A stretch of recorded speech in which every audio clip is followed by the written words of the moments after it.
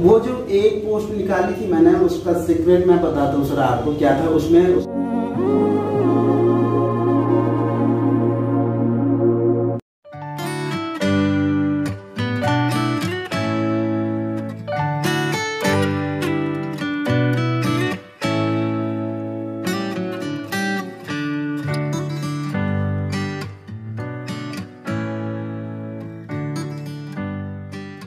जो होता है हमारा सोशल वो बहुत नैरो हो जाता है ना। कुछ बच्चे इस तरह के होते हैं, खूब मस्ती करते हैं, खूब खेलते हैं, खूब घूमते हैं, खूब पार्टी कर रहे हैं, लेकिन उनका सक्सेस रेट कितना अच्छा होता है, हर जगह सफल हो रहे हो।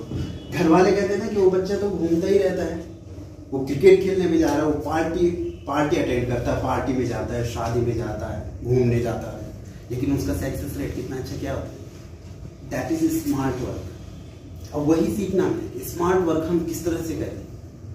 आप एक टॉपिक पढ़ो एक दिन में, लेकिन उस टॉपिक को ऐसा पढ़ो कि आप दूसरे को उसको बता पाओ, सबसे पहली बात। दूसरा, कंपटीशन के लिए आपने कोई भी कंपटीशन है ना, ये मत कहो कि मुझे ये कंपटीशन निकालना है। आप जब आप ये सोचोगे ना कि जब तक आपने अपने मन से ये बात नहीं हटाई कि मैं ये तैयारी नौकरी पाने के लिए कर रहा हूं, तब तक सफल नहीं हो पाएंगे हम। क्योंकि हमारा जो ब्रेन होता है ना, वो हमेशा डरा हुआ होता है बहुत। ठीक है ना। आप किसी कंपटीशन के लिए तैयारी कर रहे हो और आपके मन में क्या होगा, फिर फेल होने का डर रहेगा। सपोज आप किसी भी पीसीएस की तैयारी कर रहे हो, ग्रुप सी की तैयारी कर रहे हो, आप डरते डरते तैयारी करोगे। आप लोगों को क्या करना, अपने नॉलेज को इनहेंस करने के लिए बात बिल्कुल हटाइए कि मैं कंपटीशन नहीं करती, कोई जॉब पाने के लिए पढ़ रहा हूँ। अगर आपके मन में केवल ये रहेगा कि मुझे जॉब पानी है, देखो बहुत सारे टीचर्स ये सिखाते हैं कि तुम्हें क्या करना, केवल ये जॉब निकालनी है और तुम एग्जामिनेशन ओरिएंटेड पढ़ो। भाई बहुत टफ है और बहुत ज्यादा स्मार्ट वर्क होगा, मतलब बहुत एक्स्ट्रा ऑर्डिनरी बच्चा होगा वो, कि 2 महीने में पढ़ के वो उस पेपर को निकाल लेगा। और अगर वो निकाल भी देगा ना और उसको नॉलेज नहीं है, तो उस जॉब में जब वो रहेगा वो सफल, मतलब उसको बहुत टफ लगेगा वहाँ पे। देखो मैंने अभी सर ने बताया, मैं केवी में था, है ना, 23 ईयर्स में मैं केवी में चला गया था और केवी में मैंने एज ए प्रिंसिपल वहाँ पे इंचार्ज प्रिंसिपल काम किया। और केवी एक ऐसा ऑर्गेनाइजेशन है जिसको अच्छे खासे एक्सपीरियंस जो टीचर होते हैं उनको चलाना भी बहुत टफ होता है, लेकिन सीखा उस चीज को और इतनी गहराई से सीखा कि आज जहाँ पे मैं हूँ एज ए इंग्लिश लेक्चरर हूँ, वहां पे भी मैं इंचार्ज प्रिंसिपल हूँ स्टेट गवर्नमेंट में। मैं केवी से आया, सीख के आया, अब मुझे कोई दिक्कत नहीं होती वो चीजें चलाने में। आप लोग जब भी तैयारी कर रहे हो ना, आपने 2 चीजें करनी है। एक तो आपने जॉब निकालने के लिए पढ़ना, दूसरा आपने अपनी जो पर्सनैलिटी है आपकी उसको डेवलप करने के लिए, और जिस जॉब में आप हो उस जॉब में मैच्योरिटी कैसे लेके आए, वो सब अभी से सीखना आपने। तैयारी करो, इस तरह से करो कि हमें नॉलेज हो, नॉलेजफुल हमारी जो पर्सनैलिटी है, हमारा व्यक्तित्व ऐसा हो कि हमारे अंदर से मतलब निकले वो चीज कि हाँ ये पढ़ा लिखा इंसान है कोई बैठा हो। ऐसा नहीं केवल लूसेंट रट दी तुमने, परीक्षा वहीं रट दी और किसी ने कहा कि भैया जरा भैया या बहन जो भी है ऑब्जेक्टिव टाइप क्वेश्चन है, थोड़ा सा इसको एक्सप्लेन कर दे आखिर ऐसा हुआ है। हमेशा तैयारी करते समय जो ये प्रोसेस होती है ना, ये बहुत पेनफुल होती है, बहुत बोरिंग होती है।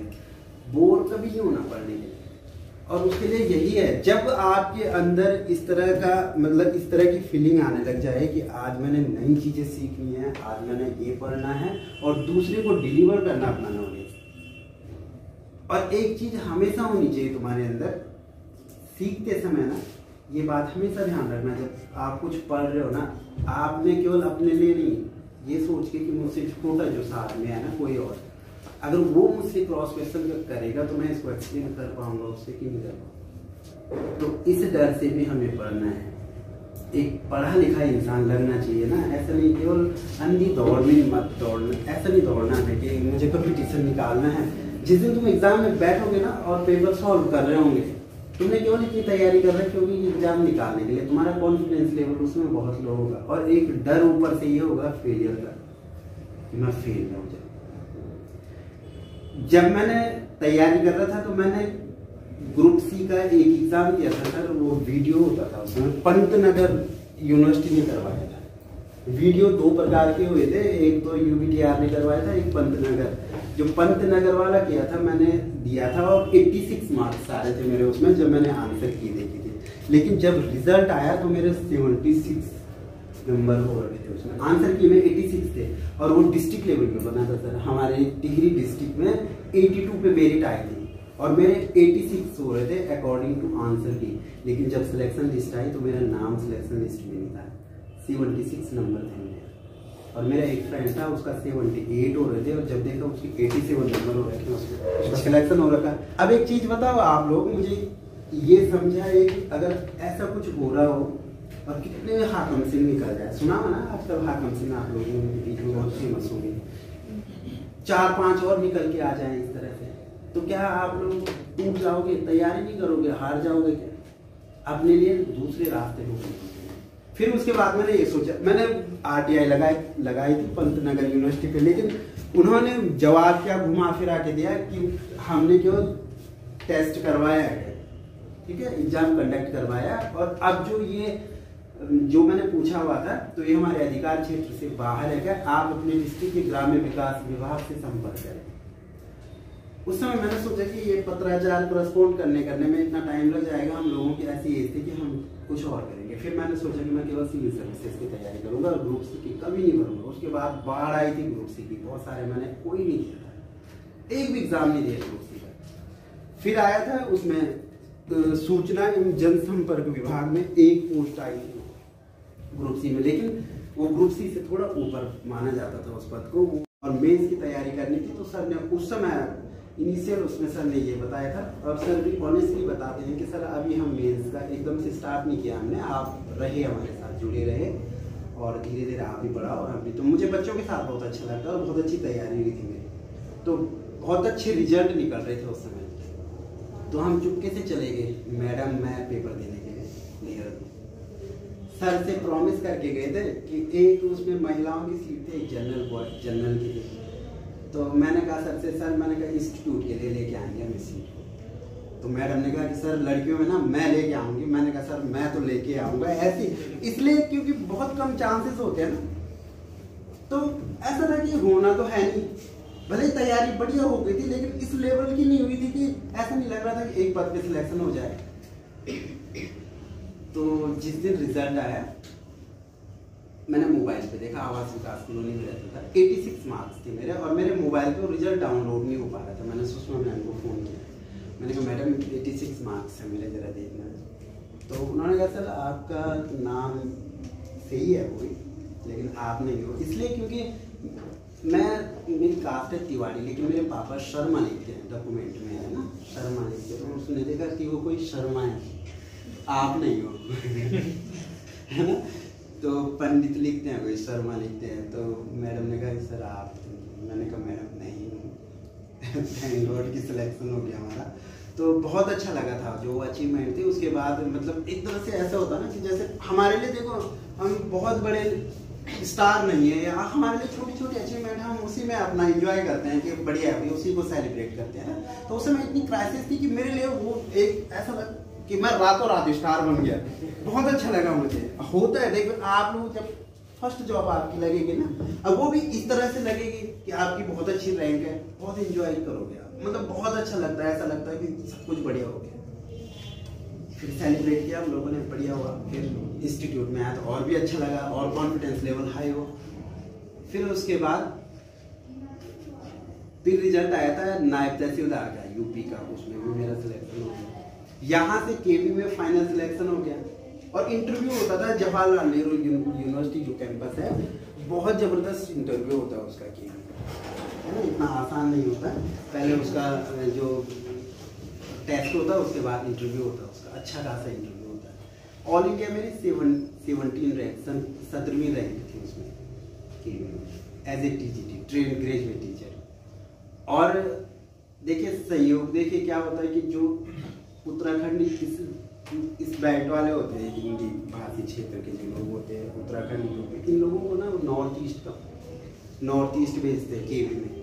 मुझे अपना ही स्टेट मिला और अपना ही डिस्ट्रिक्ट मिला, टिहरी में ही, प्रतापनगर में है केवी। वहाँ पोस्टेड रहा मैं, भले ही मैं उसके बाद कि वहाँ बहुत कम रहा, मैं इधर उधर अटैच रहा, कभी चेन्नई कभी कहीं कहीं घूमता रहता था। वहाँ पे बहुत अच्छी अपॉर्चुनिटीज होती थी। उसके बाद वहाँ किया, उसके बाद मेरा लेक्चरर में हो गया, यहाँ पे क्वालिफाई हो गया। और हिस्ट्री में मैंने पहली बार अपीयरिंग में नेट का एग्जाम दिया था, जिसकी तैयारी के लिए लोग दिल्ली जाते हैं, और पहली बार में मतलब फाइनल भी नहीं हुआ था, केवल अपीयरिंग में था उस समय, और मेरा वो नेट भी क्वालिफाई हो गया। फिर जो कंफ्यूजन निकला, मुझे ये लगा कि अगर हम कंपटीशन की तैयारी एक ही ग्रुप सी को पकड़ के तैयारी कर रहा होता मैं, तो जो वैश एग्जाम निकले मेरे वो बहुत टफ था मेरे। मैंने उसके बाद ये सोचा, जब मेरा वीडियो वाले में नहीं हुआ, मैंने कहा मैंने एक पकड़ना है सिविल सर्विसेज वाला, और अपनी लेवल चाहे सिलेक्शन हो ना हो, मैं सिविल सर्विसेज की तैयारी करूँगा। उसके लिए जितनी भी रिक्वायरमेंट्स होती है और नॉलेज जितना भी चाहिए होता है, मैं उसको गेन करने का प्रयास करूँ। और हर चीज़ देखी मैंने बुक में। उसके बाद मैंने सिलेक्टिव नहीं पढ़ा। लोगों को ये लगेगा ये तो हमारे लिए बहुत टफ है, इतना नहीं हो पाएगा, है ना।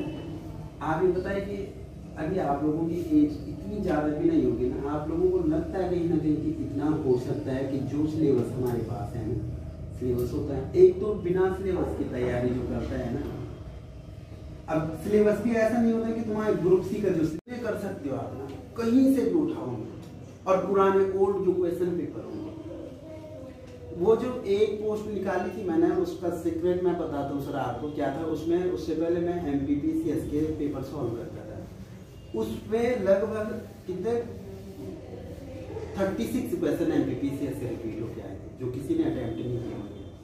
36 क्वेश्चन आ रहे थे उसके MPPCS से। मेरे पास यूथ कंपटीशन का था बहुत, उसमें यूपी के थे और ये MP के थे, झारखंड, छत्तीसगढ़, उत्तराखंड, हिमाचल के सॉल्व पेपर थे। तो ओल्ड क्वेश्चन पेपर जरूर करना आप लोगों ने, है ना। कितने बच्चे ऐसे यहाँ पे जिनको हल्का सा डिप्रेशन भी महसूस होता है, डिप्रेस होते हैं पढ़ते हुए, टेंशन होता है किसी को।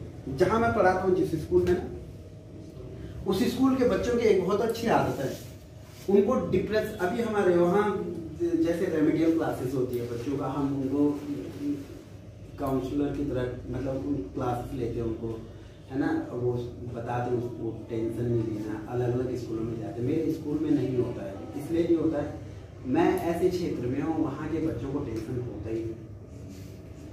डिप्रेशन देखो किनको नहीं होता, मैं बता दूँ। एक जिनकी तैयारी बहुत अच्छी है, बहुत बड़े चल रहे हैं, एक जिनकी तैयारी बिल्कुल नहीं है, उनको टेंशन भी नहीं है, जिन्होंने ये मान लिया है कि मुझे मेरा तो होना ही नहीं है, मुझे कोई टेंशन, उनको भी नहीं होगा टेंशन।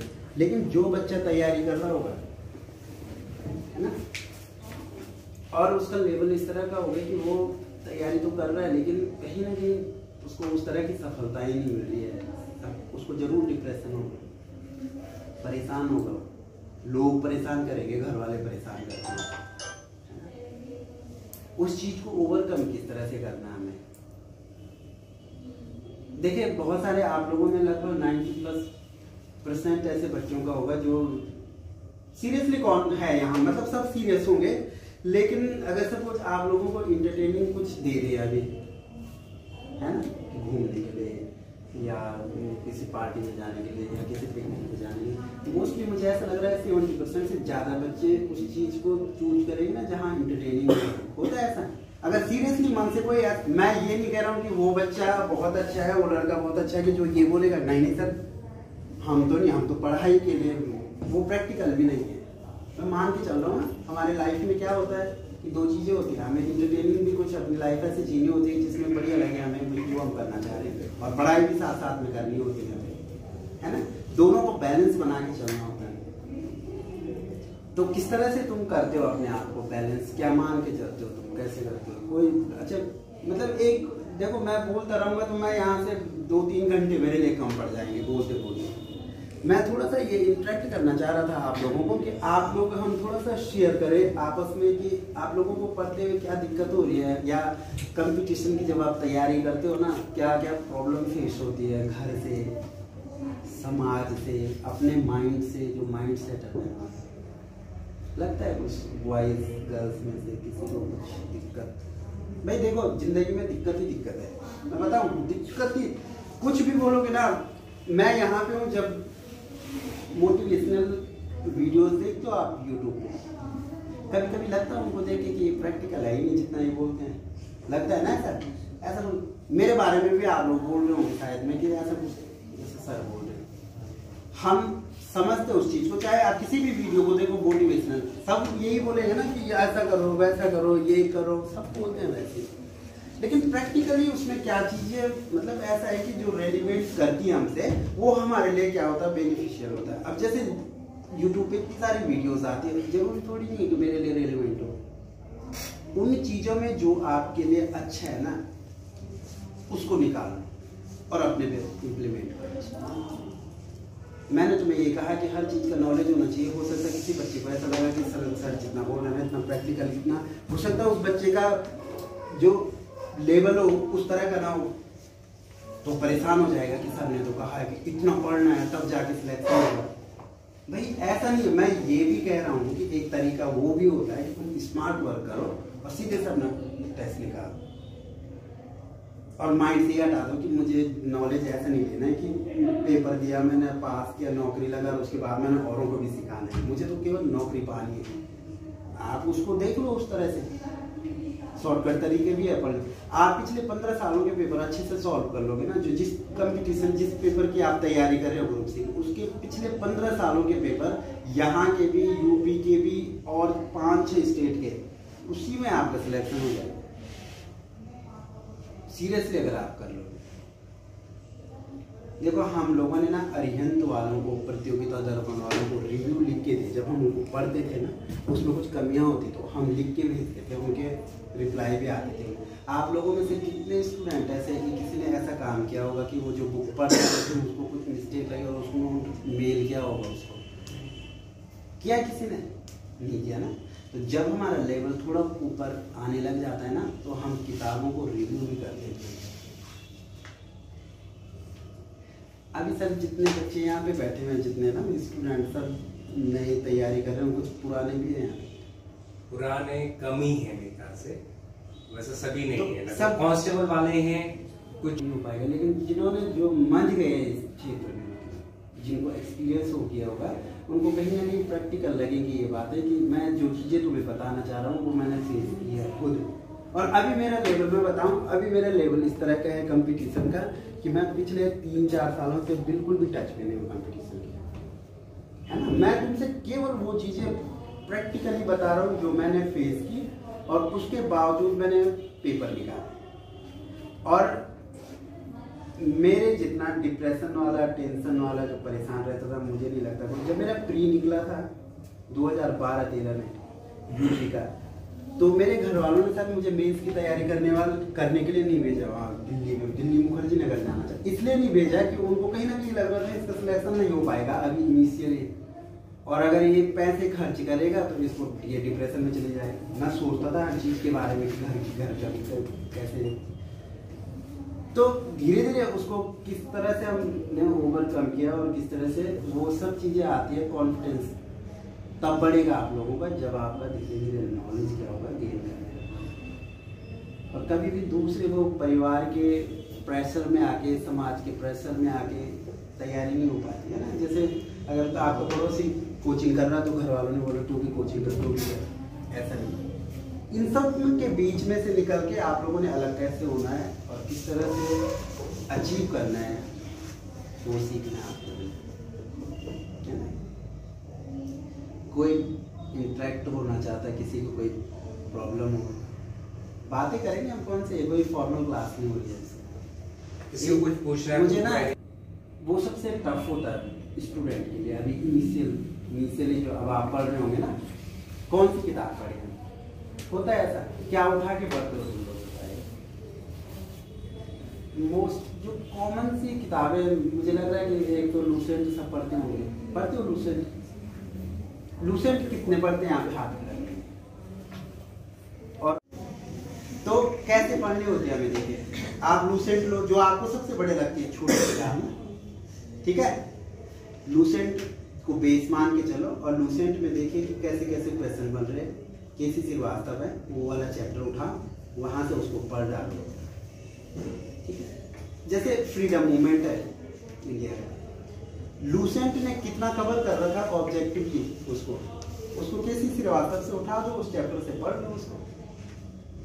सॉरी, केसी श्रीवास्तव एंशिएंट के लिए ग्रोवर की, जो ग्रोवर है Yashwant and Grover modern India के लिए, उसमें वहाँ से वो नोट्स बनाते हैं लूसेंट वाले।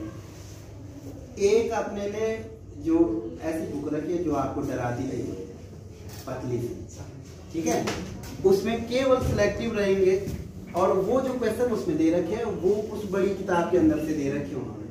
तो जब आपको उसमें ऐसा सीखना, बताइए आप सर लोगों को व्यवस्था करेंगे। मैंने सर घर पे पढ़ाना जब शुरू किया था ना बच्चों को, तो अब उस समय क्या था कि इनकम का सोर्स भी नहीं था, हम सोचते थे कि चलो कुछ इनकम भी, तो मैंने 6, 7, 8 वाले बच्चों को पहले पढ़ाना शुरू किया। मैथ्स मेरी थोड़ा वीक थी, सीखी मैंने 6, 7, 8, फिर मैंने 9th को भी मैथ्स पढ़ाए, फिर मैंने 10th को भी, बोर्ड क्लास को भी मैथ्स पढ़ाए। अब लेकिन उसमें 9th से थ्योरम स्टार्ट हो जाती है, थ्योरम आ, वो मैं कभी नहीं सीख पाया। तो जब नहीं सीख पाया तो मेरा सब्जेक्ट भी नहीं था, मैंने कहा जब इसमें मेरा फ्यूचर है ही नहीं तो कम से कम बेसिक चीज़ें आती। थ्योरम पढ़ाने के लिए टीचर रख गया मैंने अपने साथ, उसने पढ़ाया बच्चों को, है ना। तो कुछ ना कुछ हमारे पास होते, मतलब ऐसा नहीं है कि सॉल्यूशन नहीं है। तो आप लोग ऐसे किया करो कि जहाँ पे टफ लगता है करना ही है, किस तरह से एक भीड़ चाल में नहीं चलना है ना। सब मोटिवेट होते हैं, मोटिवेशनल वीडियो देखते हैं, सब कर रहे हैं तैयारी, लेकिन सब एक ही उसमें तो चल रहे हैं, अलग कोई कर नहीं रहा कुछ। केवल उत्तराखंड के भरोसे नहीं रहना है। एक बात हो रही थी, तो मैंने DSSB दिल्ली गवर्नमेंट के एग्जाम भरे, मुझे मौका नहीं मिला वहाँ देने के लिए क्योंकि उसके देर में होते थे, तब तक मेरा सिलेक्शन हो गया। UPPCS, MPPCS, Himachal PCS, 2 post कल मैं सर से डिस्कस कर रहा था। हिमाचल में एंट्री के लिए थी 2 पद, अदर स्टेट के लिए गए थे हम यहाँ से देने। उसमें थोड़ा सा ये भी था कि चलो शिमला देख के भी आ जाएंगे, लेकिन एक क्रेज तो था कि देना है। बरेली और वो ये क्या है मुरादाबाद, दो बार गया मैं, मतलब घर वाले भी डरते थे, उस क्रिमिनल एरिया है वहाँ नहीं जाना, उत्तराखंड से बाहर भी निकलना है, ठीक है, केवल यहाँ के भरोसे। और दूसरा, जब नेगेटिव न्यूज आती है ना कि इसमें इतनी धांधली हो गई, इसमें इतनी धांधली हो गई, भाई इन चीज़ों से घबराना नहीं है। बहुत सारे बच्चों का क्या हुआ, इस बीच जो तैयारी कर रहे थे उन्होंने तैयारी छोड़ दी, बल्कि अब अच्छा मौका है, अब ऐसा मौका आ गया कि भाई देखिए क्लीन सिलेक्शन हुई, जिसका हाँ क्लीन सिलेक्शन होगा, और जो एलिजिबल है, जिसके अंदर योग्यता है और जो ईमानदार ऑनेस्टली करते रहो, सिलेक्शन जरूर होगा भाई। ऐसा नहीं होगा कि हर जगह वही निकलते रहेंगे यहाँ पर। और जो है ना कैपेबल है, उसको कोई रोक नहीं सकता है, जिसकी तैयारी है। फिर क्या होता है ना, छोटे छोटे जो पेपर होते हैं ना, घपला ज़्यादा नहीं होता है, तो क्यों ना और ऊपर सोचो, बढ़िया कुछ करो, तब छोटे लेवल के हो ही जाएगा। छोटे स्तर पे नहीं अटका रहना है ना, ठीक है। दौड़ते सभी है ना, आपको धीरे धीरे चलने से नहीं होता, कछुआ चाल वाली यही बैठता था मैं आप लोगों और निकल गया। आप लोगों का देखो, आप लोगों के लिए शुभकामनाएं कि बहुत जल्दी देखना आप लोगों का भी सिलेक्शन हो जाए, है ना। लेकिन ईमानदारी से तैयारी करो।